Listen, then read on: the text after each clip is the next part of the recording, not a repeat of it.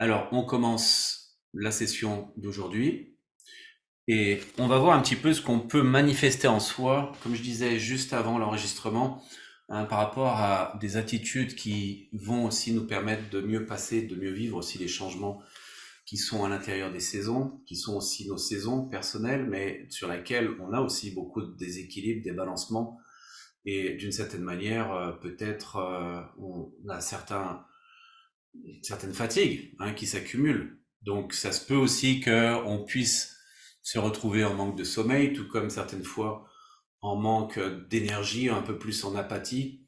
Et bien évidemment, c'est de savoir un petit peu qu'est-ce qu'on fait avec tout ça, surtout avec le yoga, parce que le yoga c'est une formule, c'est pas une vérité absolue. Et qu'est-ce qu'on peut trouver dans cette formule qui devienne une vérité pour nous? Jamais absolue, bien sûr, parce qu'elle doit changer à travers le temps, elle doit évoluer aussi. Et c'est intéressant parce que on le voit aussi dans la mythologie hindouiste. Je travaillais sur le cours pour demain hier, enfin aujourd'hui je travaillais sur le cours de demain sur cette mythologie, et l'élément qui représente le plus les transformations c'est Vishnu, et Vishnu c'est le seul dieu à avoir des avatars, donc des transformations qui correspondent au yuga, au cycle.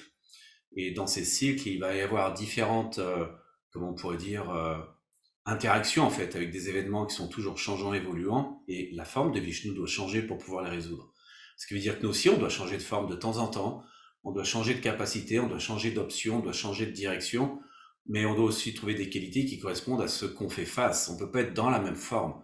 Et je pense que notre état souvent un peu pénible, un peu souffrant en tant qu'humain, c'est qu'on pense qu'on doit se rigidifier dans une seule forme, reconnaissable par les autres, reconnaissable par nous, et immanquablement dans des difficultés qui, elles, changent de forme et d'identité, ben, on se retrouve dépourvu parce que notre forme est toujours la même, notre identité est toujours la même, et d'une certaine manière, on n'arrive pas à composer avec les éléments qui, eux, se transforment. Donc il faut qu'on se transforme, nous aussi.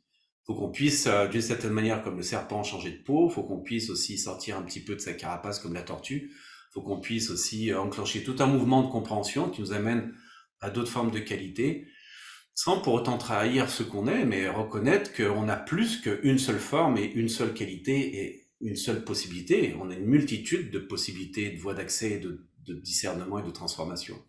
Et c'est un peu ça le yoga. Pensez-y, puisqu'en yoga, on prend en fait des formes différentes qui s'appellent postures, asanas, qui transforment notre corps dans des formes différentes que ce qu'il est d'habitude dans notre routine journalière, et d'une certaine manière qui va permettre aussi d'aller peut-être réveiller des choses en nous, des joyaux sur lesquels on s'était endormi et qu'on ne voyait plus, et qui nous permettent d'agir différemment. Donc pensez-y, à chaque fois qu'on fait une posture, vous donnez à votre corps une forme différente, vous donnez à votre mental une forme différente, donc une lumière différente peut s'éveiller, de là une compréhension différente peut être un peu plus présente, et du coup la vie devient un peu plus plausible, hein, et un peu moins souvent ardue, bien que tout peut exister, bien sûr, dans les difficultés, tout comme dans la réalisation. C'est pas nos choix, c'est pas habituellement notre volonté non plus. Il y a des éléments extérieurs qui créent tout ça, mais c'est notre choix intérieur de mieux répondre à ces éléments extérieurs. Et c'est surtout ça sur lequel on devrait se concentrer en fait.